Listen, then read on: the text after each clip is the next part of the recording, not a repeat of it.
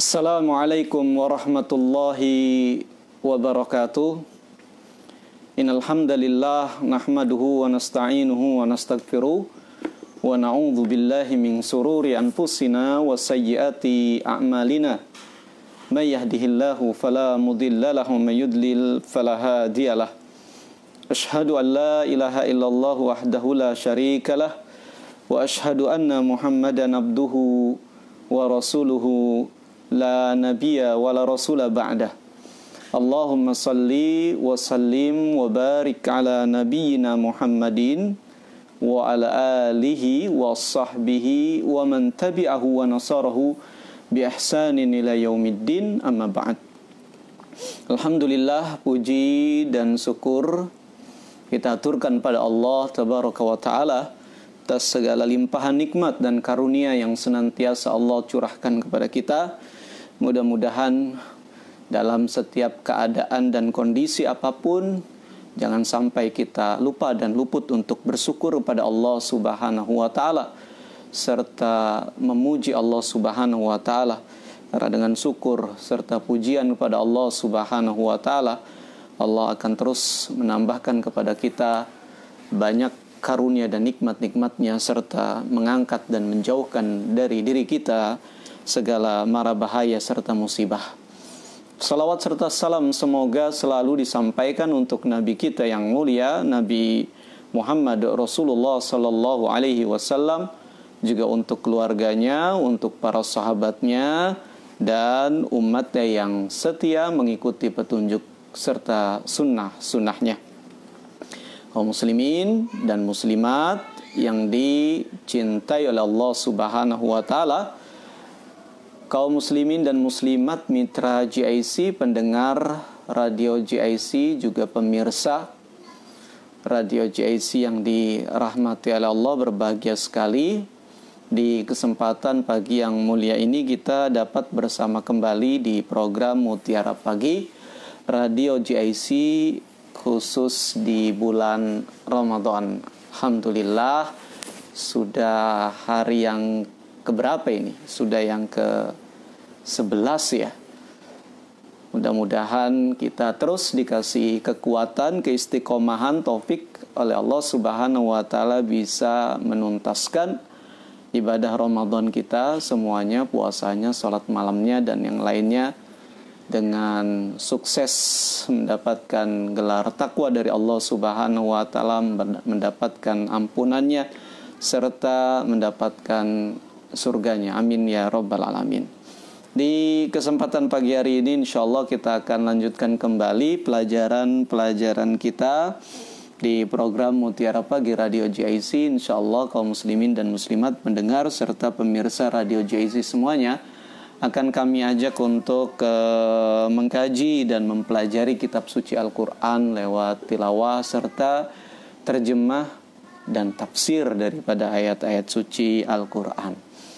Fokus daripada tilawah dan tafsir kita di kesempatan pagi yang mulia ini menyambung daripada tilawah dan tafsir kita yang telah lalu. Terakhir kita masih di surat Al-Maidah, ya, masih di surat Al-Maidah ayat-ayat yang pertama. Kita masih di surat Al-Maidah ayat yang ke-3. Kemarin kita sudah tilawakan dan terjemahkan, berikut juga tafsirkan. Pagi hari ini insyaallah kita akan lanjutkan kembali tilawah, terjemah dan tafsir kita di surat tersebut, yaitu surat Al-Maidah. Kita akan mulai dari ayat yang ke-4 insyaallah hingga ayat yang ke-5, ya, sedikit-sedikit, ya, 1 atau 2 ayat, tapi mudah-mudahan insyaallah ulasannya atau tafsir dan kandungan maknanya amat luas dan syarat akan wawasan keislaman, wawasan agama.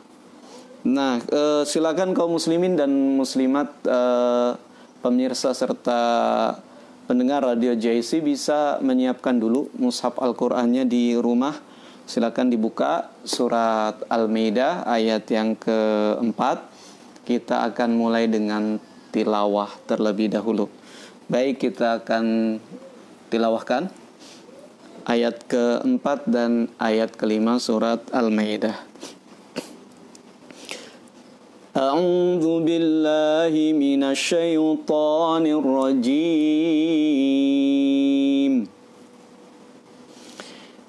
Yas'alunaka madza uhilla lahum Qul uhilla lakumut tayyibatu wa ma 'allamtum minal jawarihi mukallabina tu'allimunahunna mimma 'allamakumullah fakulu mimma amsakna alaikum wadhkuru ismallahi alaihi wattaqullah innallaha sari'ul hisab.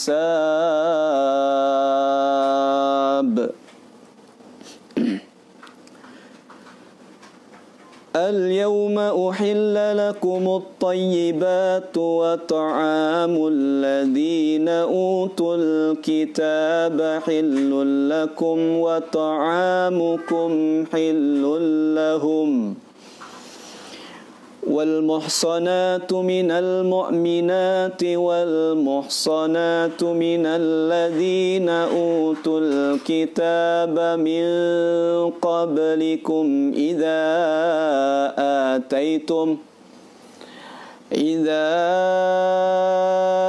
آتيتموهن أجورهن محصنين غير مسافحين ولا متخذي أخدان ومن يكفر بالإيمان فقد حبط عمله وهو في الآخرة من الخاسرين.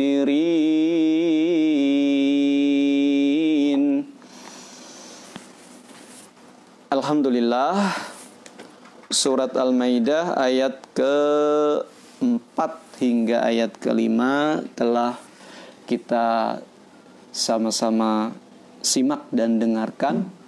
Kita minta kepada Allah Tabaraka wa Ta'ala, Rabb yang maha luas rahmat dan karunia-Nya, agar mencatat tilawah dan simakan kita tersebut, dicatatnya sebagai amal soleh yang akan diganjarnya dengan ganjaran yang berlipat ganda. Amin ya Rabbal Alamin.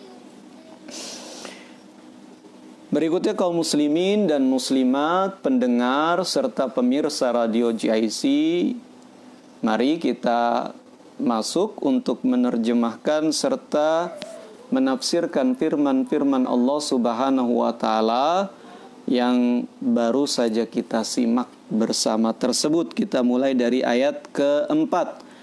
Allah Tabaraka wa Ta'ala berfirman, Yas'alunaka madza uhilla lahum.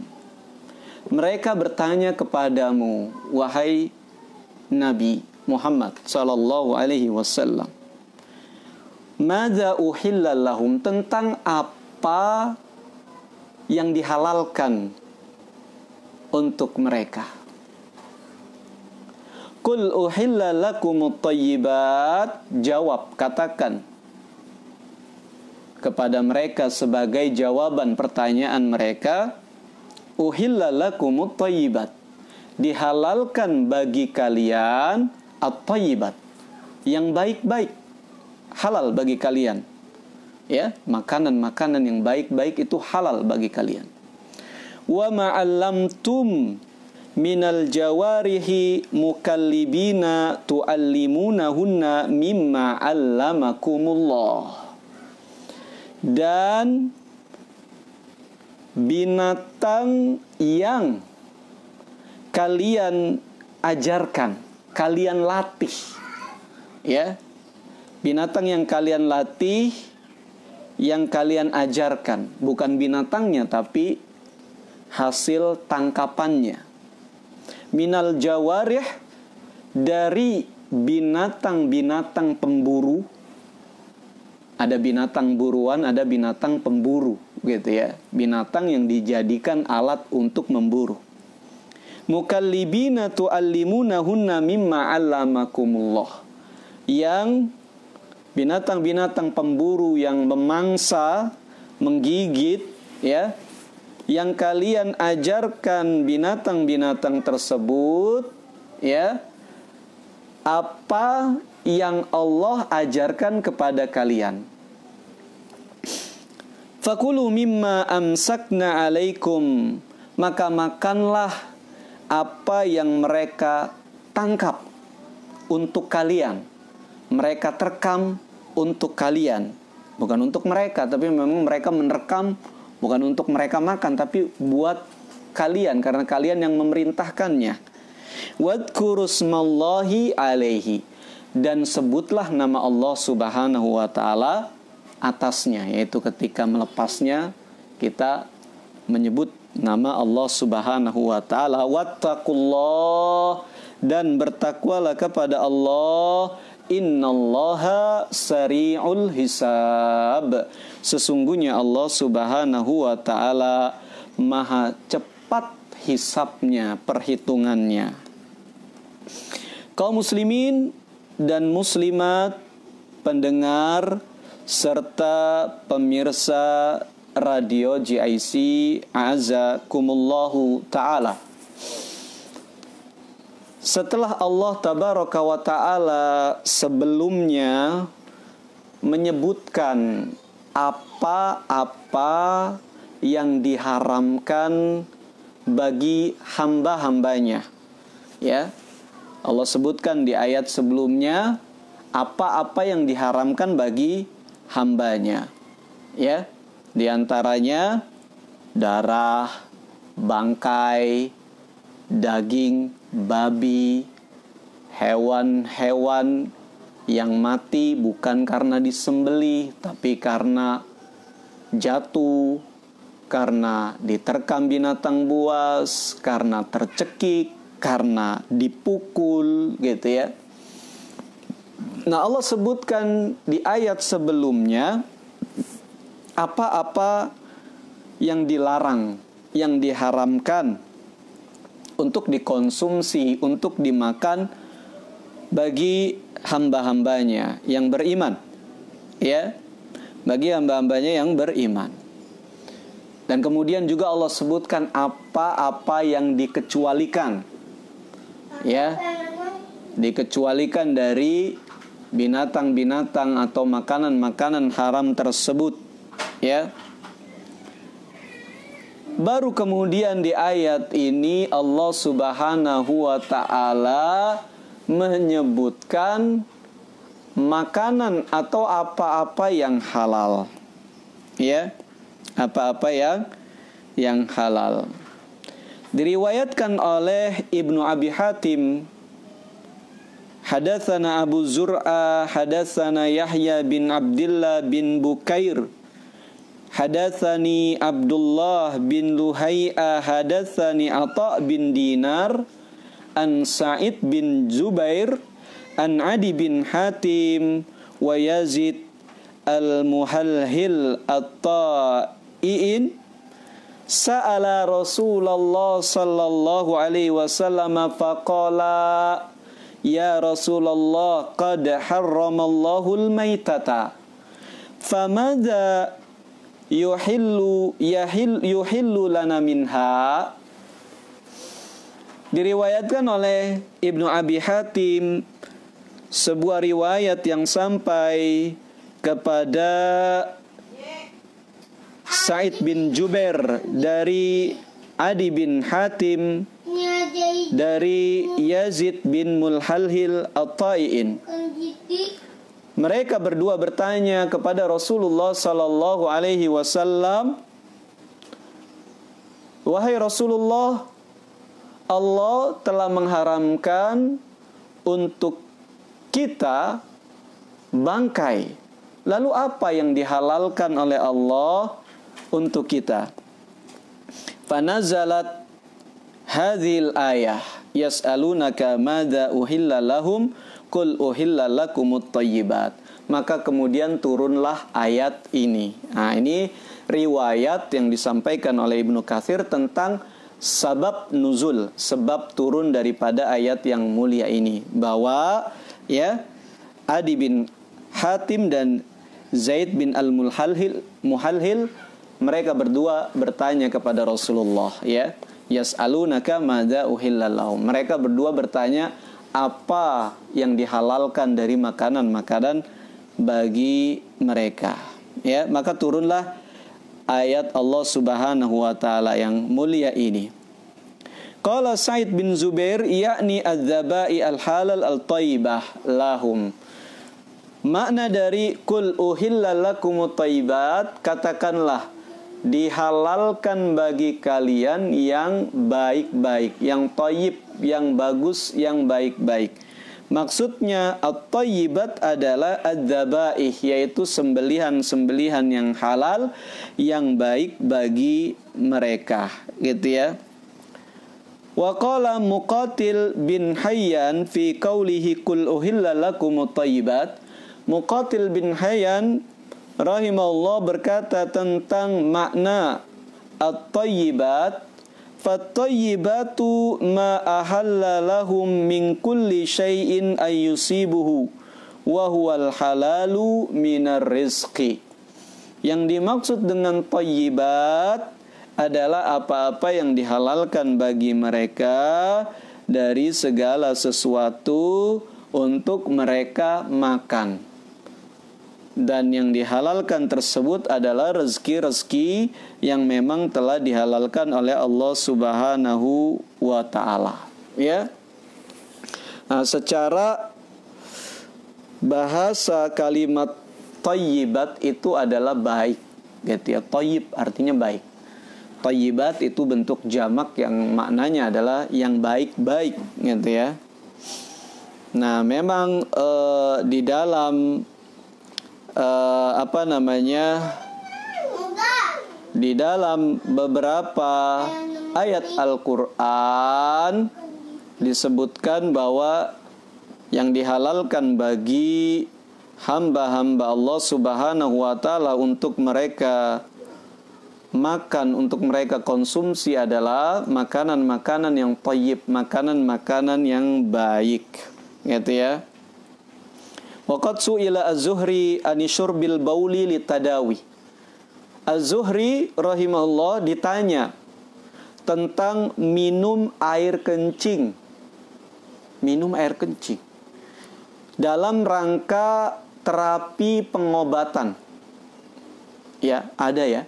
Ada juga. Baik air kencing binatang mungkin atau air kencing sendiri, gitu ya. Dalam terapi untuk terapi pengobatan, kesembuhan. Nah, Zuhri ditanya bagaimana minum air kencing untuk dalam rangka pengobatan, untuk pengobatan, boleh apa enggak? Faqala, lalu Az-Zuhri berfatwa, laisa huwa minat thayyibat. Beliau berkata, itu bukan sesuatu yang thayyib. Itu bukan termasuk thayyibat. Air kencing itu bukan termasuk thayyibat. Ya. Bukan termasuk yang baik-baik, artinya memang tidak halal, tidak boleh, gitu ya.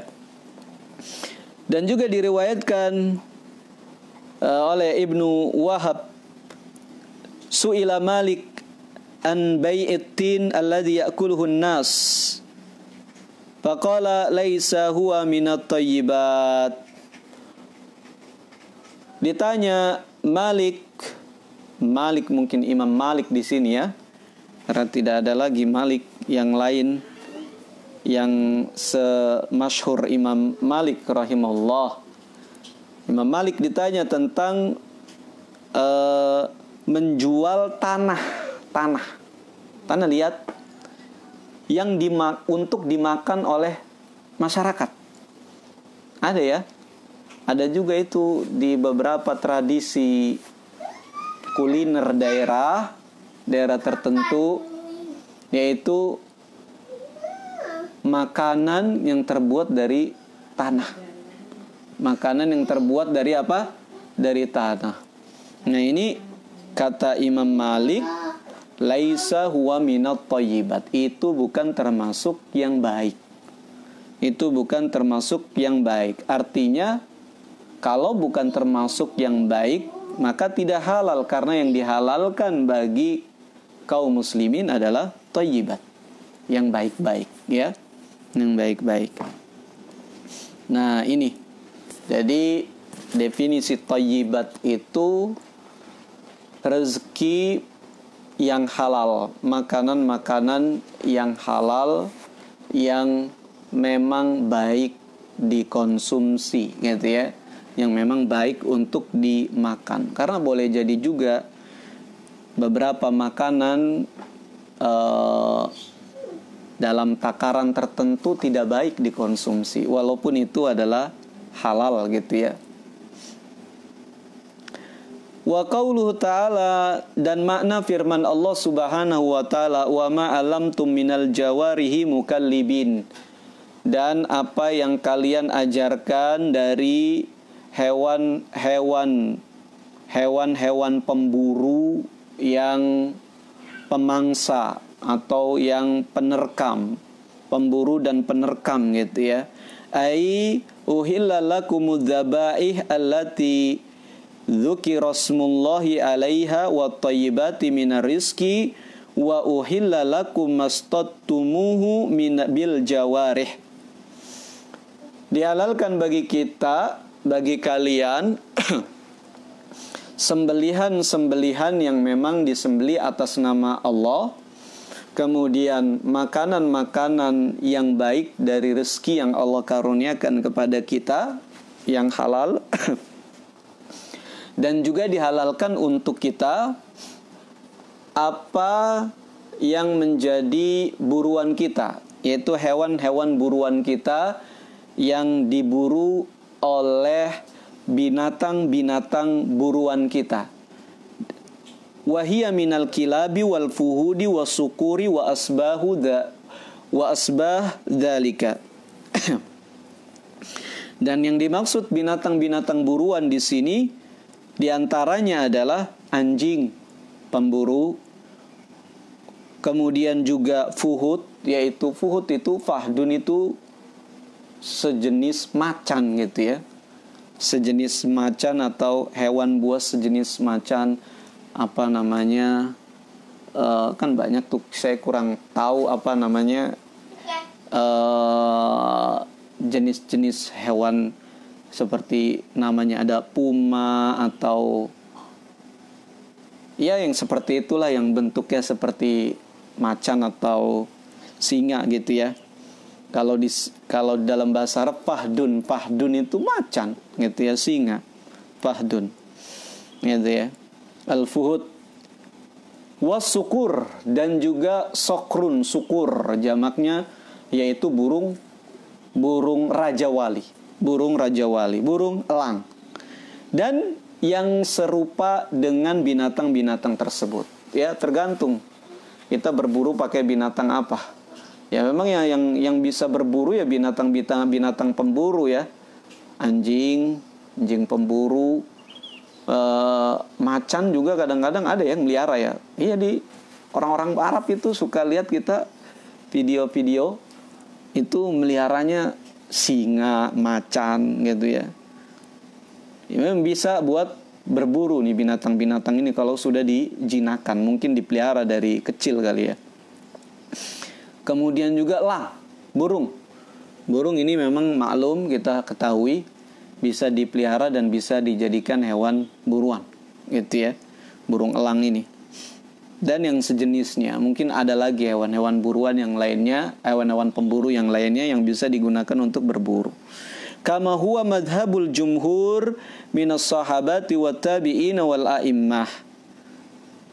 Sebagaimana ini termasuk adalah madhabnya jumhur ulama, mayoritas ulama, dari kalangan para sahabat, dari kalangan para tabi'in, dan dari kalangan para imam-imam madhab yang 4 khususnya, atau imam-imam madhab yang lainnya, gitu ya, bahwa memang hewan buruan itu nggak selalu anjing aja. Nggak selalu anjing aja yang memang terkenal itu anjing pemburu, tapi banyak hewan-hewan yang bisa dijadikan binatang yang membantu manusia untuk berburu. Banyak ya. Ya binatang-binatang buas khususnya. Makanya di sini disebut al-jawarih, al-mukallibin. Al-mukallibin itu yang menggigit gitu ya, yang menerkam gitu. Dari situlah diambil kalimat kalbun, anjing gitu ya, karena anjing suka gigit orang gitu ya, suka ngejar-ngejar orang terus gigit orang. Mukallibin. Kalimat asalnya ya, kalaba yaklibu itu adalah menggigit maknanya bahasa Arab. Yang menerkam atau menggigit. Dan al-jawarih itu maknanya adalah binatang buruan yang di dalam firman Allah Subhanahu wa taala kalimat jarahtum artinya adalah mencari makan artinya ya. Seperti di surat Al-An'am, huwallazi yatawaffakum bil-laili wa ya'lamu ma jarahtum bin-nahar. Dialah Allah yang mewafatkan kalian di malam hari, dan Dia Allah Maha mengetahui apa yang kalian lakukan, yang kalian kerjakan di siang hari, atau yang kalian cari di siang hari, usahakan di siang hari. Jarahtum maknanya adalah kasabetum gitu ya, yaitu kalian usahakan atau upayakan, berusaha, bekerja gitu ya. Ya. Nah, itu jarahtum. Jarih adalah orang yang mencari makanan. Jawarih di sini maksudnya binatang-binatang yang bisa mencari makanan gitu ya. Yaitu binatang pemburu gitu ya.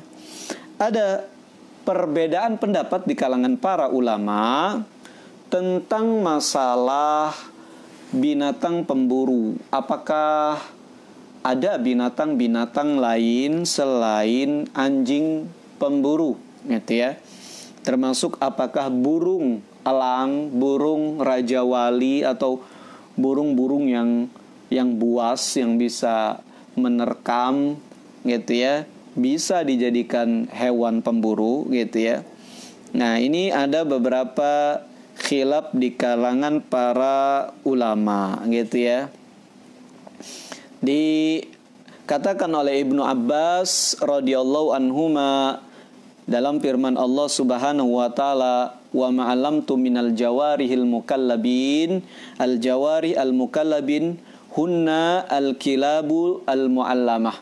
Jawarih al mukallabin, binatang-binatang pemburu di dalam ayat ini yang pertama adalah yaitu anjing pemburu yang sudah diajarkan untuk berburu gitu ya. Wal bazi, al bazi itu burung elang, al bazi. Wa kullu tairin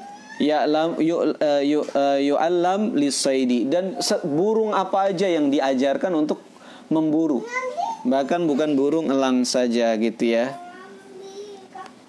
Seperti itu. Nah, tapi ada juga yang tidak menyukai burung atau tidak sependapat bahwa burung itu termasuk hewan pemburu gitu ya.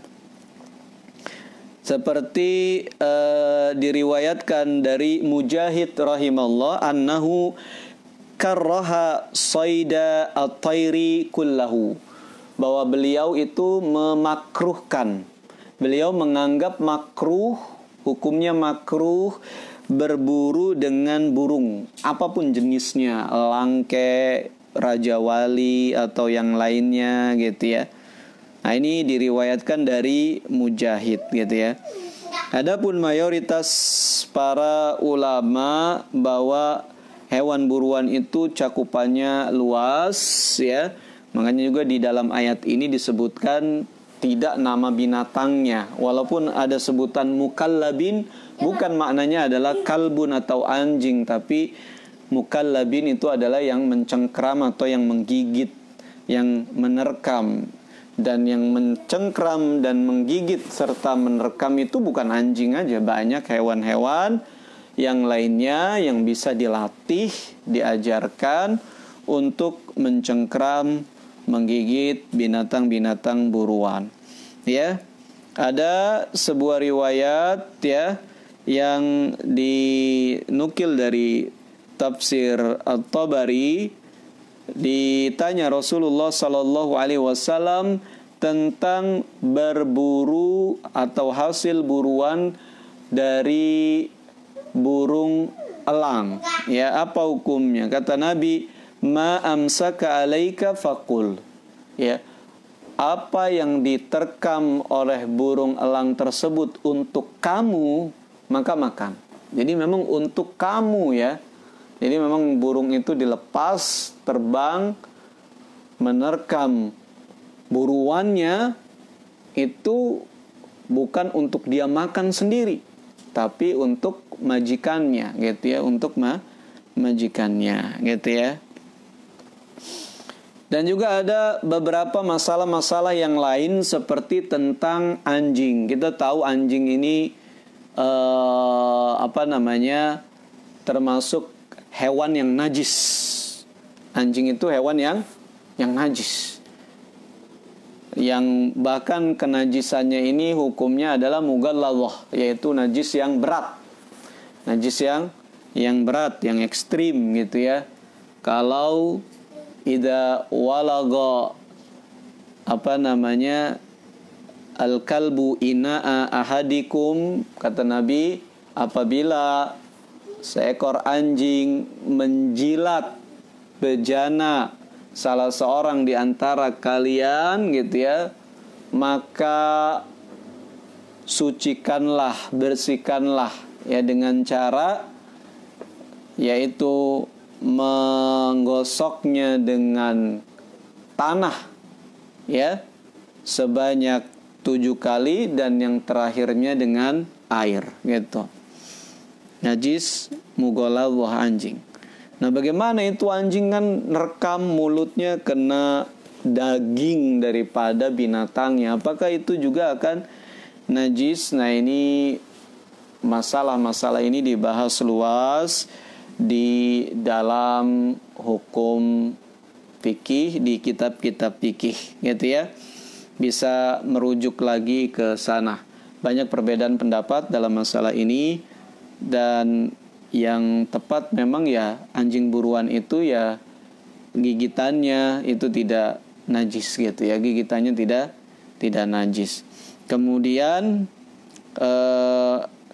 ada juga perbedaan pendapat tentang berburu menggunakan anjing hitam. Ya, dikecualikan oleh diantaranya Imam Ahmad rahimahullah tentang berburu dengan anjing yang berwarna hitam. Karena anjing yang berwarna hitam ini ya dikatakan oleh Rasulullah sallallahu alaihi wasallam penjelmaan dari setan. Penjelmaan dari setan anjing yang berwarna hitam itu. Kata Nabi sallallahu alaihi wasallam, al-kalbul aswad syaitan. Ya, anjing hitam itu adalah setan. Ya, anjing hitam itu jelmaan daripada setan. Di hadis yang lain, yaqta'u as-salata al-himaru wal mar'atu wa kalbul aswad. Salat itu bisa terputus, batal kalau sampai dilintasi atau dilewati oleh wanita. Di hadis yang lain yaitu wanita yang haid, kemudian keledai dan anjing yang berwarna hitam. Nah, maka Imam Ahmad rahimahullah beliau tidak membolehkan berburu dengan anjing hitam. Dengan anjing-anjing yang lain aja lah warnanya boleh gitu ya. Nah, seperti itu.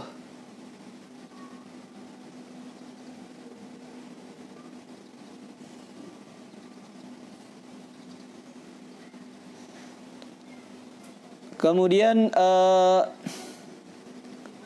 disebutkan di sini sabab nuzul yang lainnya. Ibnu Katsir rahimahullah berkata, waqad dzukira fi sababi nuzuli hadhil ayatil karimah al hadis alladzi rawahu Ibnu Abi Hatim. Sungguh telah disebutkan sebab nuzul daripada ayat yang mulia ini, hadis yang diriwayatkan oleh Ibnu Abi Hatim yang sampai kepada Abi Rafi maula Rasulillah sallallahu alaihi wasallam. Anna Rasulullah sallallahu alaihi wasallam amara biqatlil kilab. Bahwa Rasulullah sallallahu alaihi wasallam beliau memerintahkan kaum muslimin untuk membunuh anjing. Ya, kaum muslimin diperintahkan untuk membunuh anjing.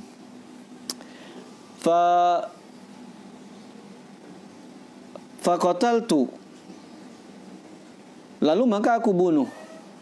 Kata Abi Rafi, ya aku membunuh anjing. Faja'an nas faqalu. Lalu manusia atau masyarakat kaum muslimin datang kepada Rasulullah berkata kepadanya, "Ya Rasulullah, ma yahillu lana min hadhil ummah allati amarta biqatliha." Ya wahai Rasulullah sallallahu alaihi wasallam, apa yang dihalalkan untuk umat ini yang engkau perintahkan untuk membunuhnya, gitu ya, yaitu hewan apa yang diperintahkan oleh syariat dibunuh, tapi untuk dikonsumsi boleh, halal, gitu ya. Fasa kata kemudian Nabi SAW terdiam. Fa'anzalallahu, maka kemudian Allah Subhanahu wa taala turunkan firman-Nya, yas'alunaka madza uhilla lakum, al-ayah. Faqala Rasulullah sallallahu alaihi wasallam, idza arsala rajulu kalbahu wa samma fa amsaka alaihi falyakul ma lam yakul. Lalu Nabi sallallahu alaihi wasallam bersabda, apabila seseorang melepas anjingnya ketika berburu, kemudian menyebut nama Allah, bismillah, sambil dilepas, gitu ya, fa'amsaka alaihi, kemudian anjing tersebut menerkam binatang buruan untuknya, fayakulu ma lam yakul, maka makanlah olehmu binatang buruan tersebut apa yang tidak dimakannya, yaitu bagian yang tidak dimakan oleh anjing tersebut, gitu ya. Nah, ini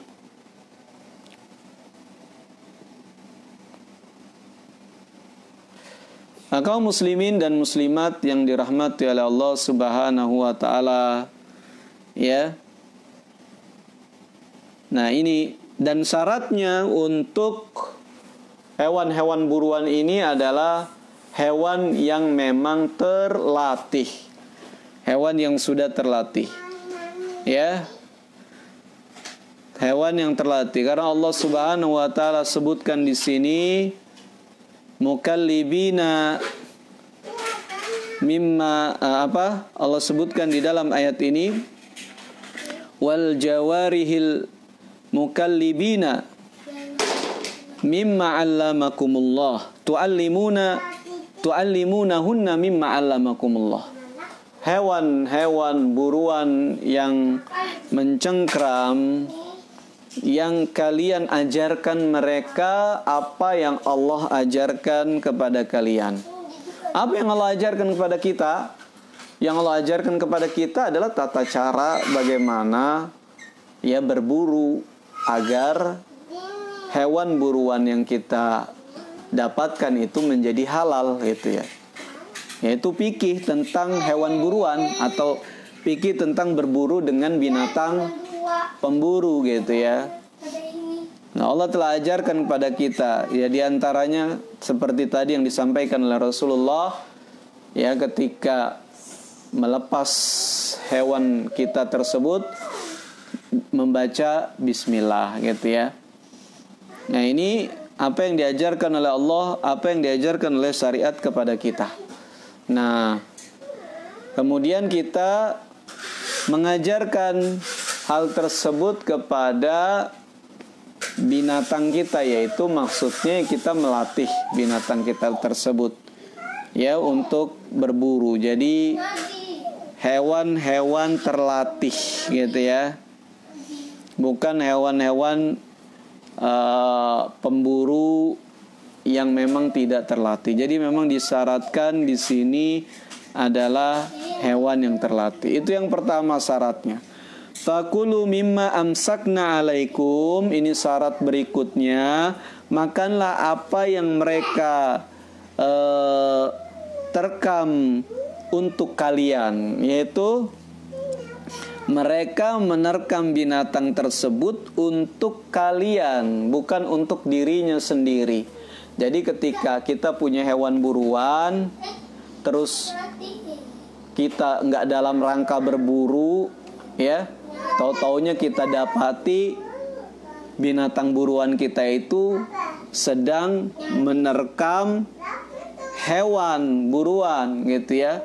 Maka itu nggak boleh kita makan hewannya, karena dia sedang menerkam hewan buruan bukan untuk kita, tapi untuk dia sendiri. Mungkin dia lapar mau makan, gitu ya. Atau ya mungkin dia lagi mengasah kemampuan berburunya kali, kan mungkin aja seperti itu ya. Nah, jadi yang kita makan hewan buruan kita itu yang diterkam oleh hewan-hewan pemburu kita, yang memang dia menerkamnya untuk kita, bukan untuk dirinya, gitu ya. Lah bagaimana membedakan dia menerkam untuk dirinya atau untuk kita, gitu ya? Ya itu mungkin ada latihannya, gitu ya. Ada latihannya. Seperti biasanya ya hewan-hewannya dikasih makan yang kenyang dulu, gitu ya. Dikasih makan yang kenyang dulu. Dia jadi berburu bukan untuk makan buat dirinya, memang dia berburu itu kita suruh untuk berburu, gitu. Kita perintahkan untuk berburu, kita latih mentaati perintah kita, gitu ya. Nah, jadi kalau dia makan binatang buruannya untuk dirinya sendiri, itu tidak boleh kita makan, ya, haram. Wadhkuru smallahi alaihi, dan ini syarat yang ketiga, ya, yaitu membaca nama Allah Subhanahu wa ta'ala, gitu ya. Ketika kita melepas binatang buruan kita, pemburu kita tersebut, kita lepas, baca bismillah, gitu ya. Nah, nanti keadaannya seperti apa, diterkam sampai dia sampai mati atau tidak sampai mati, itu binatangnya halal. Ya, kalau belum mati ya kita lanjutin dengan cara kita sembelih, gitu ya. Kalau sudah mati ya udah, itu menjadi halal bagi kita. Nah, selebihnya pembahasan tentang dawabit, ketentuan tentang berburu menggunakan hewan buruan, ini bisa pelajari di kitab-kitab fikih, gitu ya.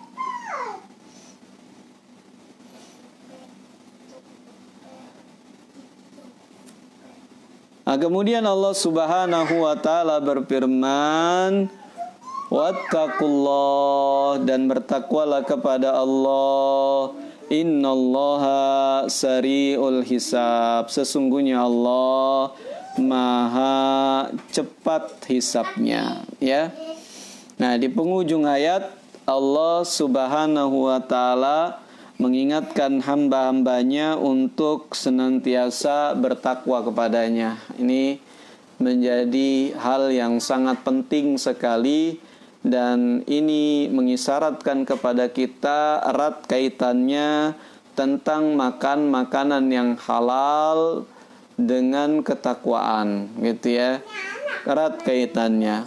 Kita harus memiliki ketakwaan ketika kita memang ingin menjamin diri kita memakan makanan yang halal. Karena orang yang tidak memiliki ketakwaan, maka niscaya dia akan makan apa saja yang halal, yang tidak halal, semuanya dimakan oleh mereka, gitu ya.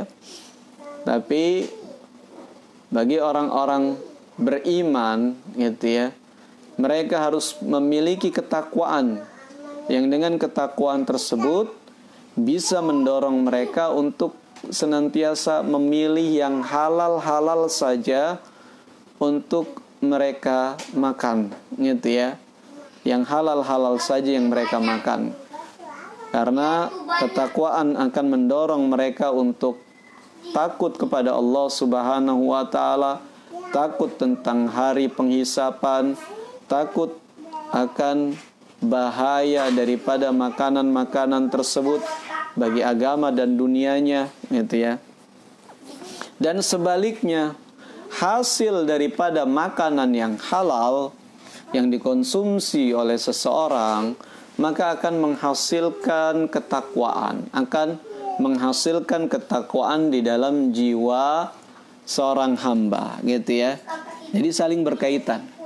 Ya, tidak akan bisa kita menjaga diri kita dari yang haram dan memastikan bagi diri kita yang halal-halal saja, kecuali kita memiliki ketakwaan yang kuat pada Allah. Dan tidak akan mungkin terwujud ketakwaan tersebut kecuali apa yang kita makan, yang kita pakai, yang kita kenakan, ini adalah hal-hal yang dihalalkan oleh Allah Subhanahu wa taala, ya. Wattaqullah, bertakwalah kepada Allah Subhanahu wa taala. Innallaha sari'ul hisab. Sungguhnya Allah Maha cepat hisabnya, ya.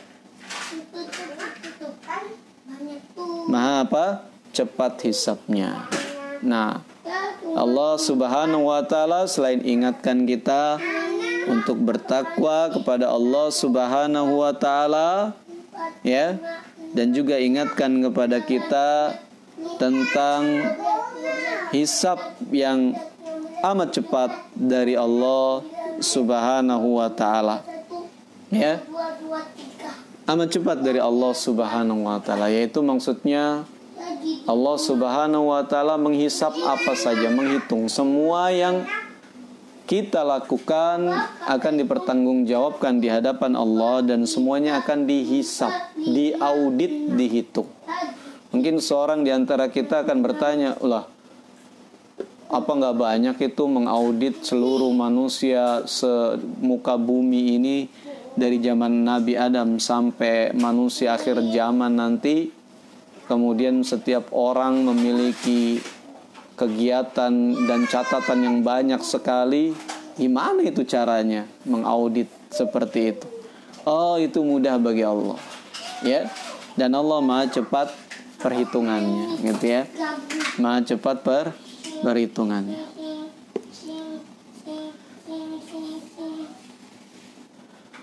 Al-yawma uhilla lakumut thayyibat wa ta'amul ladina utul kitaba hillul lakum. Hari ini, kata Allah Subhanahu wa taala, telah dihalalkan bagi kalian yang baik-baik, ya, makanan yang baik-baik, dan makanan ahlul kitab itu juga halal bagi kalian. Nah, ini perhatikan. Hukum makanan ahlul kitab, orang Yahudi dan Nasrani. Makanan mereka itu halal bagi kaum muslimin.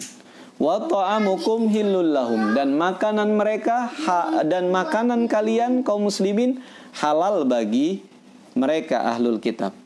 Wal muhsanatu minal mu'minat, dan dihalalkan juga bagi kalian wanita-wanita baik-baik dari kalangan kaum mukminin. Halal bagi kalian untuk kalian nikahi.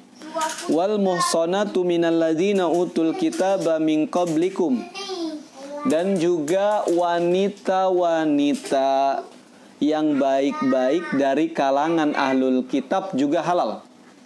Jadi halal, boleh menikah dengan ahlul kitab karena telah dihalalkan oleh Allah Subhanahu wa taala, yaitu orang Nasrani atau orang Yahudi, ya.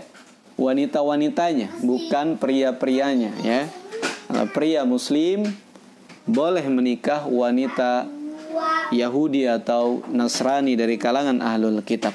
Idza ataitumuhunna ujurahun, jika kalian telah memberikan mereka mas kawinnya. Muhsinina ghaira musafihina wala muttakhidhi akhdan, ya, wanita yang baik-baik, yang menjaga kehormatannya, ya, yang tidak berzina. Wa man yakfur bil iman faqad habita amaluhu wa huwa fil akhirati minal khasirin.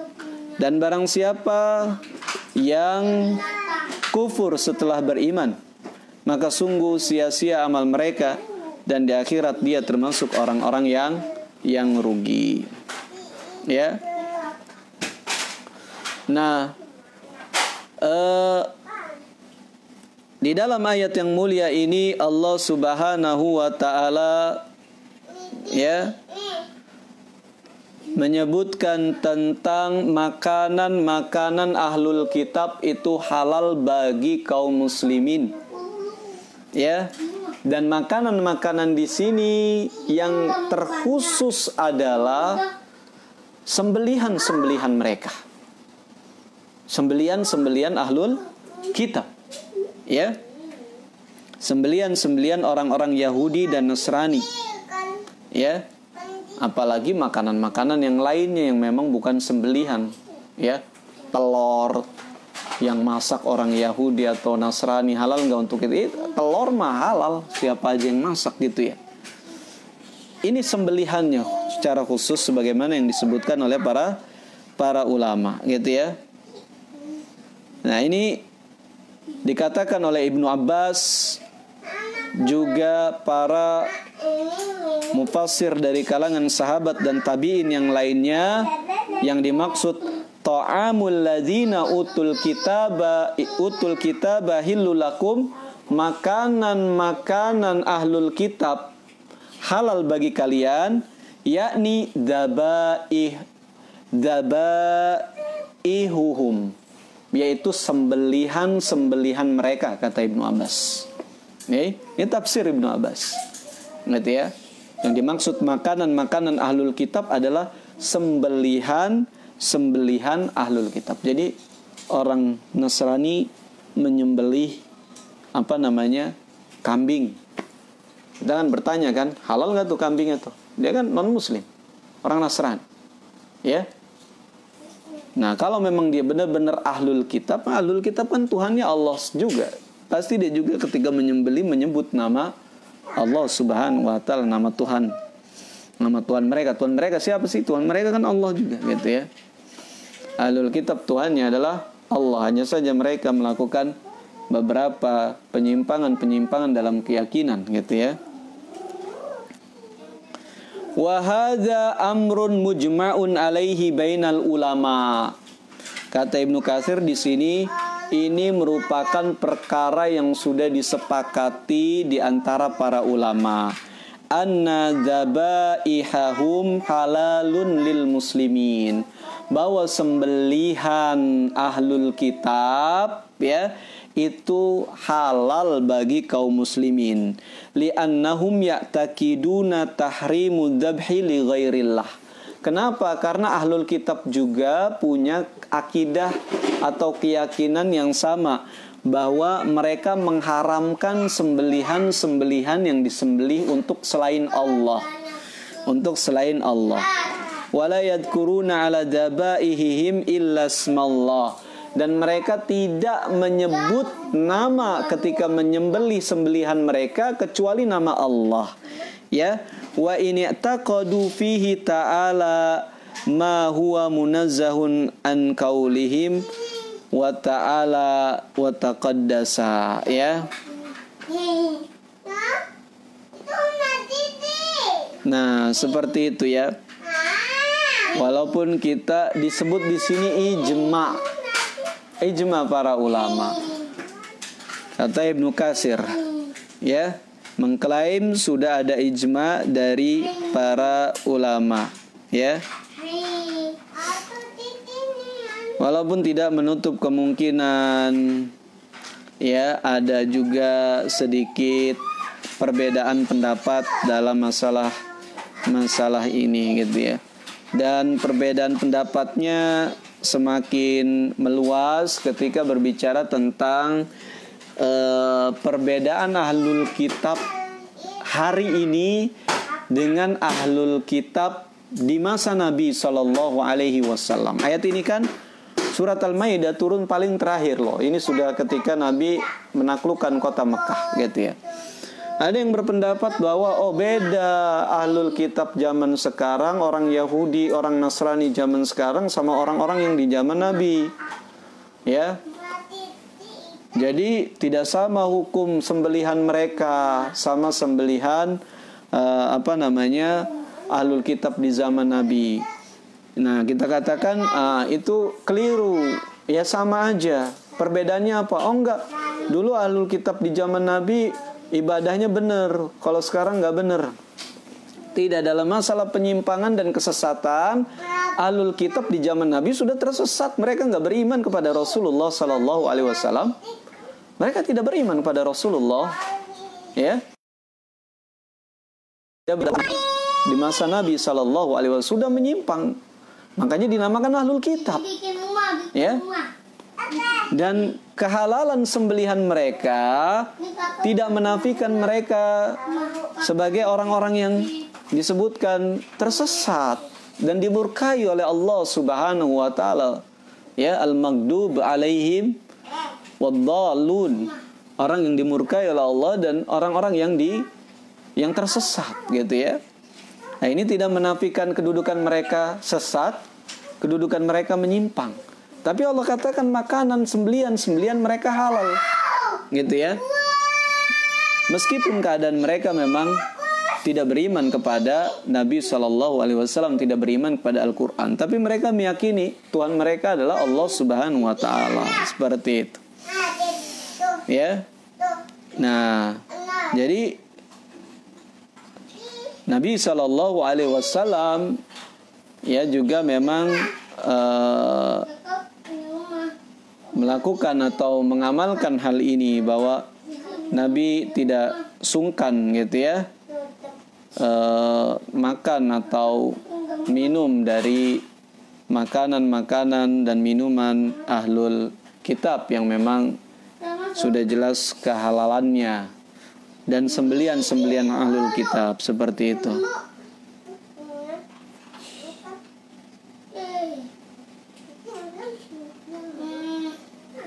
Nah, ini ya. Jadi bahkan ini sudah ada ijma dari para ulama gitu ya. Bahwa sembelihan ahlul kitab itu halal ya bagi kaum muslimin. Sembelihan mereka halal bagi kaum muslimin. Kemudian juga wal muhsanatu minal mu'minat wal muhsanatu minal ladzina utul kitab. Setelah menyebutkan yang halal berkaitan dengan makanan, sekarang yang halal berkaitan dengan pernikahan. Ya. Allah katakan halal juga hari ini wanita-wanita muslimah yang baik-baik, yang terhormat, halal bagi kalian, dan wanita-wanita yang baik-baik dari kalangan ahlul kitab. Ya. Wanita-wanita yang baik-baik dari kalangan ahlul kitab. Ya. Jadi memang dihalalkan, dibolehkan menikah dengan ahlul kitab bagi seorang mukmin. Ya. Adapun wanita muslimah tidak boleh menikah dengan pria kafir, pria non muslim. Nah, itu disebutkan secara tersendiri di ayat yang lainnya. Ya. La mahunna hillul lahum wa la yahilluna lahun. Ya. Tidaklah mereka orang-orang kafir itu halal bagi wanita-wanita muslimah, dan wanita-wanita muslimah tidak halal bagi mereka orang-orang pria-pria kafir gitu ya. Adapun pria muslim boleh menikah dengan wanita ahlul kitab, Yahudi atau Nasrani, ya, non muslim dari kalangan Yahudi dan Nasrani, bukan selain mereka gitu ya. Walaupun kemudian dibolehkan menikah, tapi memilih orang yang beriman, yaitu mukmin, muslim, itu lebih utama, gitu ya, lebih utama. Jika apalagi dikhawatirkan ada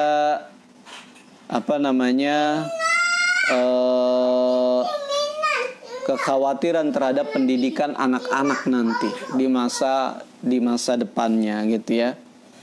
Nah, seperti itu. Nah, tentu saja dalam masalah ini juga ada khilafiyah, ada perbedaan pendapat tentang masalah ini. Ya, hampir sama dengan sembelihan tadi, gitu ya. Hampir sama dengan masalah sembelihan tadi, yaitu khususnya subhatnya adalah bahwa ahlul kitab zaman dulu sama ahlul kitab sekarang berbeda.